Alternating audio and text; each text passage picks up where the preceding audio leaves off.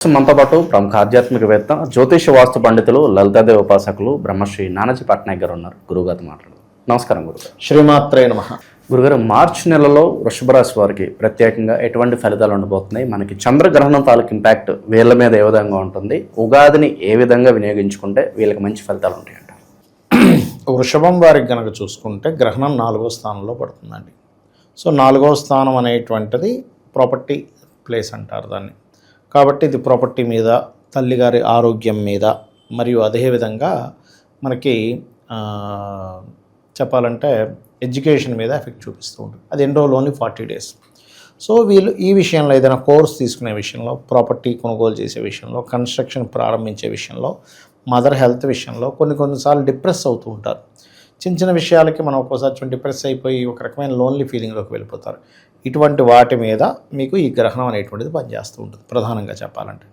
ఇక మిగతా గ్రహాలను బట్టి ఈ నెలంతా ఎలా ఉంటుంది, అదేవిధంగా ఈ గ్రహం యొక్క ప్రభావం 40 రోజులు చూసుకోవాలి. అయితే ఈ విషయాలు చెప్తుంది నేనైనప్పటికీ చెప్పిస్తుంది సాక్షాత్ లలిత అమ్మవారిగా భావిస్తూ, ఆ లలితాంబిక అమ్మవారి యొక్క అనుగ్రహం పరిపూర్ణంగా కలగాలని మనస్ఫూర్తిగా కోరుకుంటూ, ప్రధానంగా ఇక్కడ ఏంటంటే ఈ విషయాల్లో వీళ్ళు కనుక గ్రహణం విషయంలో జాగ్రత్తగా ఉన్నట్లయితే సరిపోతుంది. ఇక ఫైనాన్షియల్గా కనుక చూసుకుంటే గతంతో పోల్చుకుంటే కొంత బెటర్గా ఉంటుందని చెప్పుకోవాలి. బికాజ్ ఆఫ్ ఇక్కడ మీకు ధనాధిపతి దశమ స్థానం నుండి వక్రించాడు. వక్రించినప్పుడు చాలా మట్టుకు ఏంటంటే ఉన్న ప్రాంతం కాకుండా వేరే ప్రాంతాలకు మారడం వల్ల కూడా వీళ్ళకి ఫైనాన్షియల్ గ్రోత్ అనేటువంటిది పెరుగుతుంది. కాకపోతే ఎంతైనా 3వ అధిపతి వెళ్ళి 4వ స్థానంలో గ్రహణం పడుతుంది కాబట్టి వీళ్ళు ఏదైనా ల్యాండ్ పేపర్ సంబంధించిన విషయంలో, డాక్యుమెంట్స్ విషయంలో సోమవారాలు అగ్రిమెంట్స్ మాత్రం చేయకూడదు. సోమ మంగళవారాలు పర్టికులర్గా. ఓకే. ఇక సంతానం కోసం చేసే ప్రయత్నాలు ఫలిస్తాయి చెప్పాలంటే. కాకపోతే వివాహ ప్రయత్నాలు మాత్రం కొంచెం వీళ్ళకి ఈసారి వచ్చేవాళ్ళు కొంచెం అగ్రెసివ్ నేచర్ ఉండేవాళ్ళు, కొంచెం ముక్కుసూటిగా ఉండేవాళ్ళు, విదేశాల్లో చదువుకున్నటువంటి వ్యక్తులు, విదేశాల్లోనే స్థిరపడేటువంటి వాళ్ళు ఎక్కువగా వీళ్ళకి సంబంధాలు కుదురుతాయి ఇప్పుడు చెప్పాలంటే, ఇప్పుడు ఉండేటువంటి గ్రహస్థితి కనుక చూసుకున్నట్లయితే.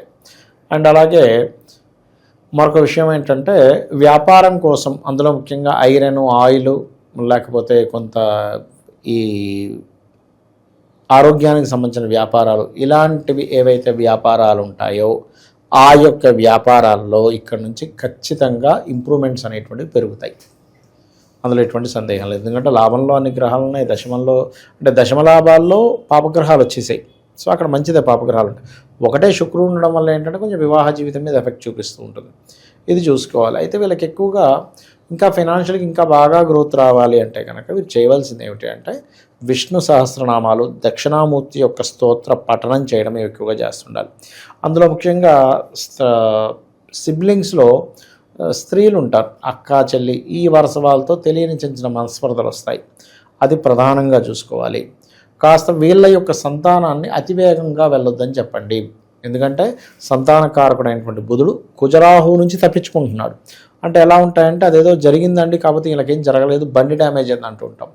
అలాంటివి కొంచెం కనబడుతుంటాయి. కాబట్టి కాస్త అతివేగం తగ్గించుకోమని చెప్పాలి పర్టికులర్గా వీళ్ళకి కనుక చూసుకున్నట్లయితే.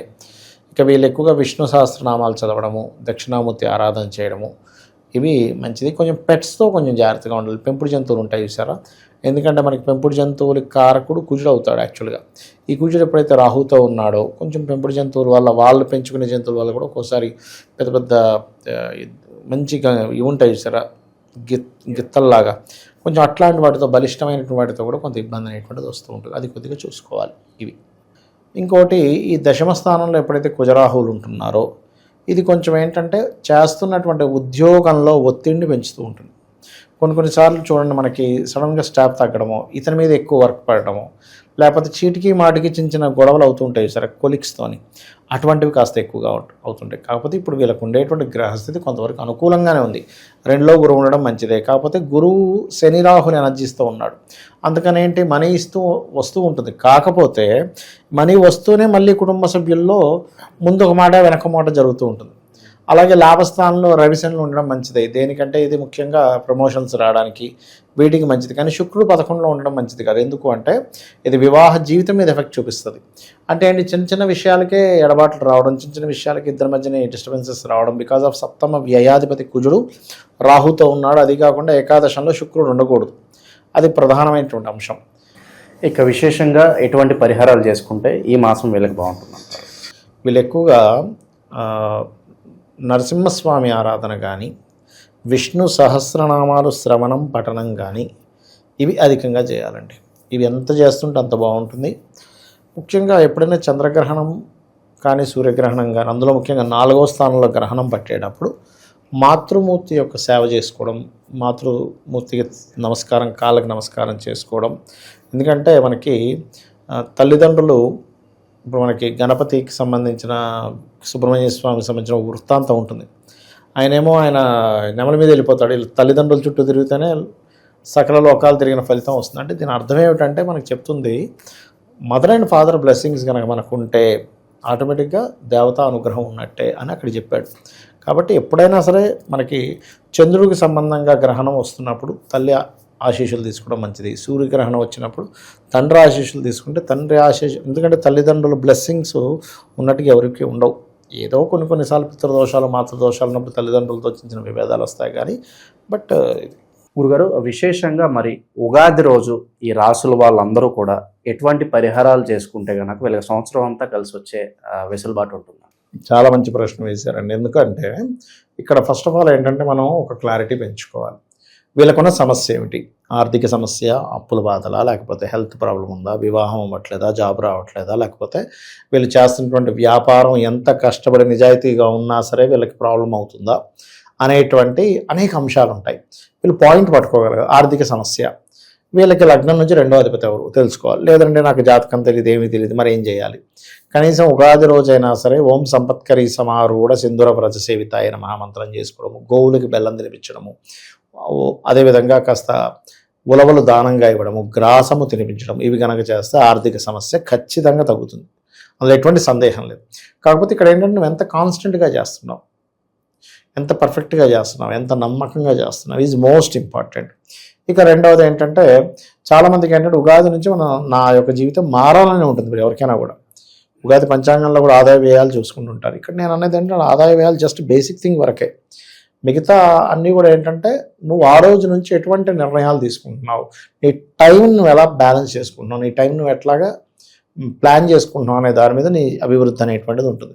అయితే ఇక్కడ ఏంటంటే ప్రతి ఒక్కరికి కావాల్సింది సక్సెస్. కాబట్టి లలితా సహస్రనామాల్లో ఒక అద్భుతమైన నామం ఉంది సక్సెస్ పొందడానికి. ఏమిటది అంటే ఓం ఇంద్రగోప పరిక్షిప్త స్మరతోనా భజంగికాయై నమః. ఈ నామాన్ని ఎవరైతే రెగ్యులర్గా చాంటింగ్ చేస్తారో 100/100% వీళ్ళకి సక్సెస్ వచ్చి తీరుతుంది. ఇంకా అందులో డౌట్ ఏం లేదండి. కాకపోతే ఇక్కడ ఏంటంటే ఎప్పుడైనా ఒకటే ఏ నామమైనా మీరు కంటిన్యూస్గా చేస్తున్నారు లేదా, ఎంత నిష్టతో చేస్తున్నాము అని. కంటిన్యూటీ ఈజ్ మోస్ట్ ఇంపార్టెంట్ అండి. రోజు చేయాలి, శ్రద్ధగా చేయాలి. ఇది చాలా ఇంపార్టెంట్. రోజు చేయడం, శ్రద్ధగా చేయడం అనేటువంటిది మిమ్మల్ని అసలు మీరు ఊహించలేనటువంటి గొప్ప స్థితికి తీసుకెళ్తుంది మంత్రం. ఓకే, ఈ మంత్రం చేసుకోవాలి. అలా కాదు, కొంతమందికి ఏంటంటే ఉగాది మారింది కానీ మనకి ఏలినాడు శని ఉంది కదండి. ఇప్పుడు ఏలినాడు శని ఎవరెవరికి ఉంది? మేషం వారికి ఉంది, కుంభం వారికి ఉంది, అదేవిధంగా మీనం వారికి ఉంది కదా. కుంభం వారికి 1 సంవత్సరంలో అయిపోతుంది, మీనం వారికి 4 సంవత్సరాల దగ్గర పడుతుంది, మేషం వారికి ఏంటంటే ఇంకొక 6.5 సంవత్సరాల దగ్గర ఉంటుంది, 6 సంవత్సరాలు 3 నెలలు ఏమో ఉంటుంది. ఓకే, ఇక్కడ వీళ్ళకేంటి మారుతుంది కానీ సాటిస్ఫాక్షన్ ఉంటుంది. నేనేం చెప్తానంటే శని ఉన్నప్పుడు మనం భయపడాల్సిన పని లేదు. సింపుల్గా పోస్ట్పోన్ చేయకుండా ఉంటే చాలు. పనులు పోస్ట్పోన్ చేయకుండా, బద్దకించకుండా, కొంచెం ఎక్సర్సైజ్లు, వాకింగ్స్, శ్రమ పడేటువంటి దీంట్లో మనం ఉంటే, మనం స్వయంగా శ్రమ పడ్డప్పుడు శని భగవానుడు పని కట్టుకొని మనకు శ్రమనేమి ఇవ్వడు. సో అప్పుడు ఏమవుతుంది, ఉగాది నుంచి ఆటోమేటిక్గా మనకి సెట్ అయిపోతుంది ఒకటి. ఇంకొకటి ఏంటంటే ఓం అనాకలిత సాదృశ్య చుబుకశ్రీ విరాజితాయ నమః. శని ప్రభావాన్ని పూర్తిగా తగ్గిస్తుంది. అట్లా ఇక హెల్త్ ఇష్యూస్ ఉంటాయి, ఉగాది నుంచి అయినా తగ్గాలని కోరుకుంటూ ఉంటారు. 2 విషయాలు చెప్తాను ఇక్కడ. ఎప్పుడైనా అశ్విని నక్షత్రం వచ్చిన రోజు కనుక ఆ రోజు మీరు మెడిసిన్ మార్చి అక్కడి నుంచి కాన్స్టెంట్గా మీరు కనుక ట్రై చేస్తే అశ్విని నక్షత్రానికి ఉండేటువంటి ప్రత్యేకత ఏమిటంటే మీకు సరైన మెడిసిన్ పడేలా చేస్తుంది. మీ మైండ్ మీకు తెలియకుండానే ఏ డాక్టర్ దగ్గరికి వెళ్ళాలి ఆ డాక్టర్కి వెళ్తారు. ఆ డాక్టర్ గారికి మీకు ఏ మెడిసిన్ ఇస్తే బాగుంటుందో స్ఫురణ కలుగుతుంది. ఆ మెడిసిన్ ఇస్తే తగ్గిపోతుంది. కొంతమంది చూడండి, అబ్బాయి ఎన్నో సంవత్సరాల నుంచి వాడుతున్నానండి, మారిన వెంటనే తగ్గిపోయింది అంటాడు. అదంతే దాని సమయం యొక్క ప్రభావం. అలాగే మంత్రం ఏమిటి అంటే ఓం సర్వవ్యాధి ప్రశమని సర్వమృత్యు నివారణి అగ్రగణ్యా అచింత్య రూపా కలికల్మశనాశిని.